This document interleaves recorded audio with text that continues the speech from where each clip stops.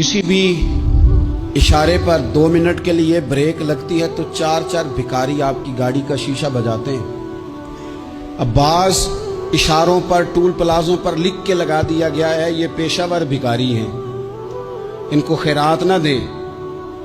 लेकिन मेरा सवाल ये है कि उन सारे भिखारियों को एक जगह पे खड़ा करके पूछना किसने है कि तुम भीख क्यों मांग रहे हो?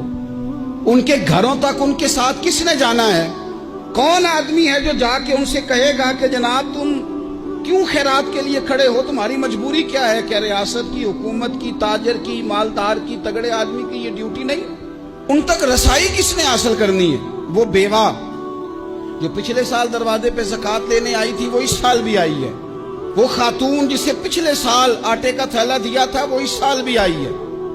वो खातून जो पिछले साल 4 बच्चों को साथ लेकर के छोटों को आई थी वो आज भी उसी तरह कशकोले तलब दराज किए हुए है।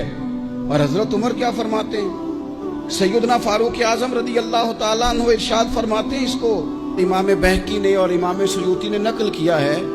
हजरत उमर फरमाया करते थे कि अगर मैं जिंदा रहा तो इराक वालों मैं तुम्हारी बेवाओं के लिए जरूरत का इतना सामान कर जाऊंगा कि बीबी जब तक जिंदा रहेगी किसी की मोहताज नहीं होगी। उसके लिए इस तरह के असबाब पैदा कर दिए जाएंगे कि उसे हाजत नहीं होगी। उसके लिए मुस्तकिल बुनियादों पर उसके अखराजात देखकर उसके लिए एहतमाम कर दिया जाए। उसे दोबारा कशकोले तलब दराज करने की जरूरत नहीं पड़ेगी।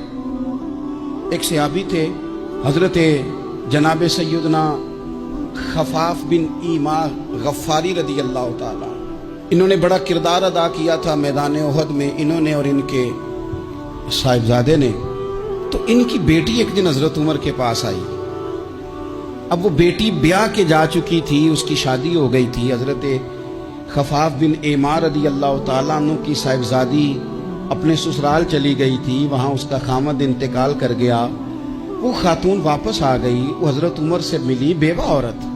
उस बेवा खातून ने आके यहाँ तो मेरे भाई वो फौजी बेचारे जिनकी बीवियां, जिनको एक तकरीब में तो खूब एवार्ड देने के लिए बुलाया जाता है। मैंने यतीमी का वक्त गुजारा है, मुझे पता है कि 2-4 महीने लोग आके कहते हैं कोई हुक्म होया तो 10 आ जाए।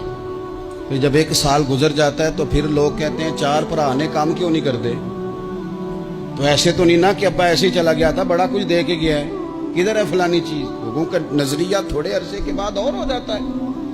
आपने बड़े बड़े शुहदा के घरों में एवार्ड तो दिए, क्या कभी आपने पलट कर दोबारा गौर किया कि उनके बच्चे कहां हैं? उनकी बेवा किस हाल में है? वो जमाने की तेज धूप और तेज आंधी का मुकाबला कैसे कर रहे हैं?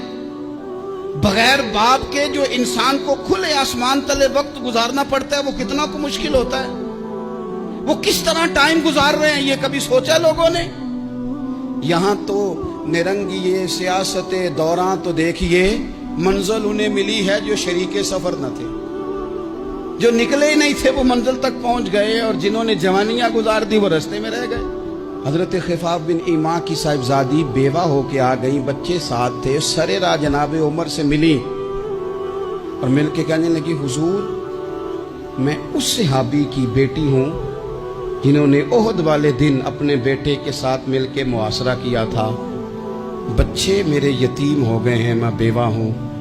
हजरत फारूक आजम रदी अल्लाह ताला अन्हु ने फहरिस्त नहीं मांगी, खर्चे की डिटेल नहीं मांगी, तुम आना फलाने से मिलना, परसों 9 बजे आ जाना दफ्तर, ये कोई बात नहीं की। हजरत उमर गौर से खड़े उस बेटी की बात सुनी, छम छम सैयदना फारूक की आंखों से आंसू गिरे, दौड़ के घर गए, एक ऊंट निकाला, वहां से माले गनीमत का माल के भर के 2 बोरियां, और बोरियों में क्या था?